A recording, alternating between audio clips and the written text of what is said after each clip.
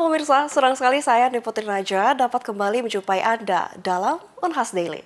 Dalam beberapa menit ke depan kami akan menyajikan berita-berita terpercaya hanya untuk Anda. Wajo merupakan salah satu kabupaten di Sulawesi Selatan. Kabupaten Wajo yang memiliki julukan sebagai bumi lama Dukeng menyimpan banyak hal menarik yang sayang untuk dilewatkan. Salah satunya adalah berkunjung ke Masjid Agung Ummul Qura'a, Sengkang. Hal ini menjadi rekomendasi yang tepat bagi para penikmat wisata religi. Masjid Agung Ummul Qura yang terletak di Kabupaten Wajo, Sulawesi Selatan, menarik perhatian karena desainnya yang megah dan latar belakangnya yang unik. Masjid ini dibangun oleh arsitek Kristen Protestan, Fredrik Silaban, yang juga merancang Masjid Istiqlal pada tahun 1955. Salah satu landmark terkenal TMP adalah lokasinya yang strategis di pusat kota Sengkang. Masjid Agung Ummul Qura memiliki keindahan arsitektur yang unik. Masjid ini sangat indah dengan dinding kiblat yang dihiasi tulisan Asmaul Husna berwarna kuning keemasan. Ada lebih dari 50 tiang penyangga berwarna putih bersih dengan sentuhan emas di sudut-sudutnya dan kubah berwarna kuning emas yang mencolok. Menurut catatan sejarah kota Sengkang, Presiden pertama Indonesia, Presiden Soekarno, adalah seorang negarawan yang meletakkan batu pertama pada Masjid Agung Ummul Qura. Dilansir dari Detik Sosial, seksi pembangunan Masjid Agung Ummul Qura, karyawan menjelaskan salah satu alasan Presiden Soekarno membangun masjid tersebut untuk meminimalkan isu paham komunis terhadap dirinya. Masjid ini diberi nama Masjid Raya Sengkang dan besar di Indonesia Timur. Keputusan Menteri Agama Nomor 394 Tahun 2004 yang mengatur tipologi masjid mengubah nama Masjid Raya Sengkang menjadi Masjid Agung Ummul Qura. Masjid Agung diganti karena berada di kabupaten. Masjid Raya adalah masjid tingkat provinsi dan Masjid Negara adalah masjid ibu kota negara. Masjid berwarna putih ini telah berusia 66 tahun sejak dibangun. Masjid Agung Ummul Qura telah direnovasi 4 kali selama periode ini. Rekonstruksi Masjid Ummul Qura Sengkang yang dimotori oleh pemerintah Kabupaten Wajo tidak berbeda jauh dari bentuk awalnya. Salah satu hal yang membedakan renovasi ini adalah tempat menara diletakkan. Menara yang dulu berdiri tegak di area lapangan Merdeka Sengkang sekarang dipindahkan ke area masjid setelah direnovasi. Arsitek Fredrik Silaban yang dekat dengan Presiden Soekarno merancang masjid pertama kali pada tahun 1955 dan selesai pada tahun 1965. Menurut seksi pembangunan Masjid Agung Ummul Qura Karyaman, masjid ini dibangun pada tahun 1964. Karyaman mengklaim bahwa Masjid Agung Ummul Qura tidak pernah mengalami perombakan yang signifikan. Masjid ini hanya memperbarui tiangnya tanpa perubahan apapun. Bentuk masjid telah beberapa kali diubah, tetapi intinya tidak pernah dirubah. Selain menikmati keindahan Masjid Agung Ummul Qura Sengkang, posisinya yang bersebelahan dengan lapangan Merdeka Sengkang mengundang banyak pengunjung.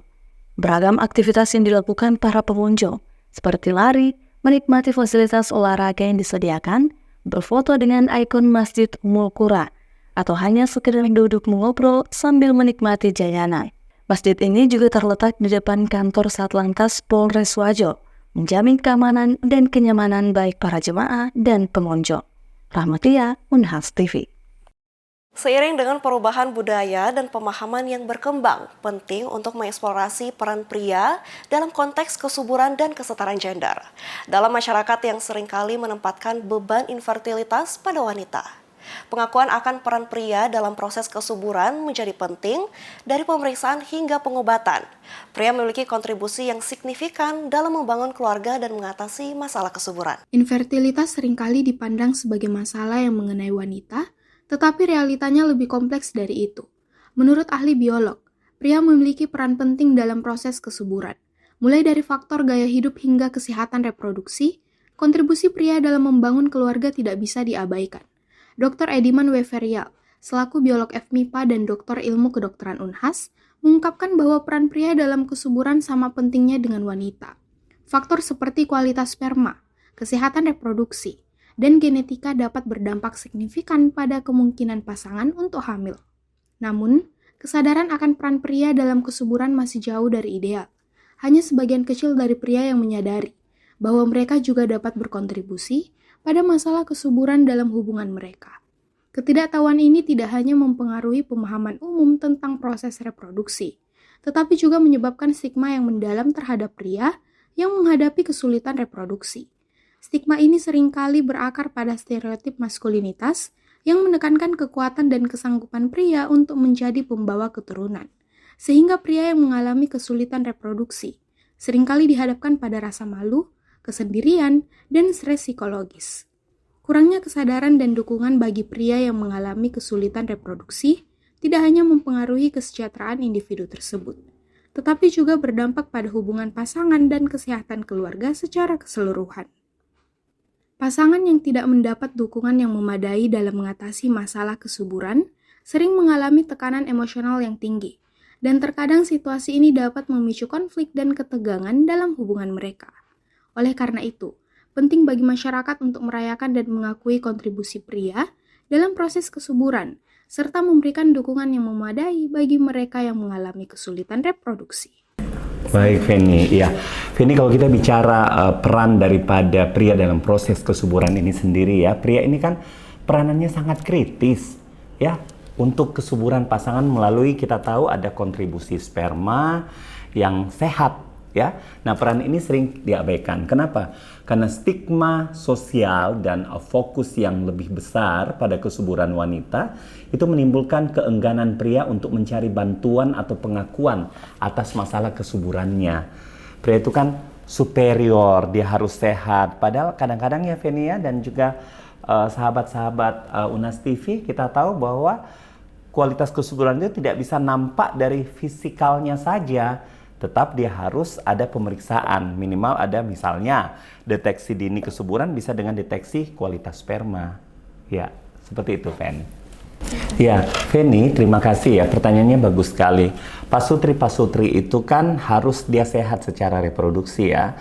Tetapi terkadang pada saat ingin melangsungkan pernikahan yang dideteksi lebih dulu kan hal-hal yang lain. Uang paneknya berapa, maharnya berapa, tapi kesehatan secara umum harus. Itu sebabnya alhamdulillah Rektor Unhas memberikan arahan kepada Wakil Rektor 3 dan juga Direktur SDM untuk kami-kami yang dosen ya, dan juga Sivitas Akademika Unhas. Kita ada pemeriksaan rutin di Rumah Sakit Unhas, MCU namanya, medical check up ya. Nah, terkait dengan pertanyaannya khusus ke reproduksi nih ya. Nah, infertilitas atau ketidaksuburan pada pria itu umumnya disebabkan oleh masalah produksi sperma. Dalam hal ini produksi apanya? Jumlah spermanya, motilitasnya, Fen. Motilitas itu apaan sih? Kemampuan dia bergerak. Sperma itu kan bergerak juga.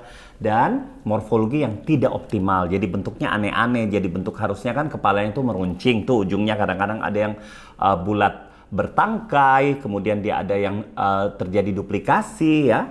Nah, kalau Feni tanya gaya hidup seperti apa, Dokter Edi, gaya hidup itu seperti merokok. Merokok juga mempengaruhi kualitas sperma. Obesitas ya, kelebihan berat badan, paparan lingkungan yang beracun. Juga ada kondisi genetik sih. Ada beberapa yang sifatnya herediter. Ini semuanya bisa memengaruhi kesuburan pria secara signifikan.